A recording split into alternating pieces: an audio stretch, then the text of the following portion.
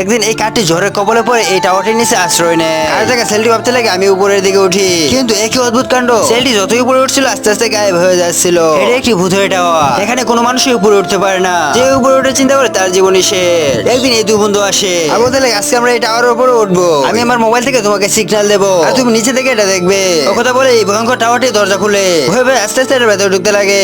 আস্তে আস্তে অনেক উপরে উঠে যায়। এই ভূতের টাওয়ার থেকে কেউ ফিরে যেতে পারেনি। এই সেলটি এটা বিশ্বাস করতো না, তাই সে একেবারে উপরে উঠে যায়। এক পর্যায়ে এসে সে পথ হারিয়ে ফেলে। যখনই তার বন্ধুকে কল করতে যাবে সেলটি দেখতে পায় যে মোবাইলে সিগন্যাল একেবারে শেষ, মোবাইলে আর কোনো সিগন্যাল পাচ্ছে না। তখনই সেলটির সামনে একটি দরজা দেখতে পায়। এই দরজার ভিতরে ছোট্ট একটি ঘর ছিল আর এটার ভিতরে একটি টেলিফোন রাখা ছিল। এটা দেখার পর সেলটি দৌড়ে টেলিফোনের কাছে আসে। সেলটি তার বন্ধুর নামে ডায়াল করে কল দেয়, আর তার বন্ধুর সাথে কথা বলতে লাগে। আর বন্ধু কিছুই বুঝতে পারছে না তার সাথে এটা কি হচ্ছে। সেলটি বন্ধুর সাথে ঘটে যাওয়া সবকিছু খুলে বলে। সেলটি বন্ধু কি করবে কিছুই বুঝতে পারছে না। এক পর্যায়ে গিয়ে সেলটির দিশেহারা হয়ে উপরের দিকে তাকায়। এমনি সেলটি দেখতে পায় শূন্যের মধ্যে একটি কাঠের টুকরে দাঁড়িয়ে আছে।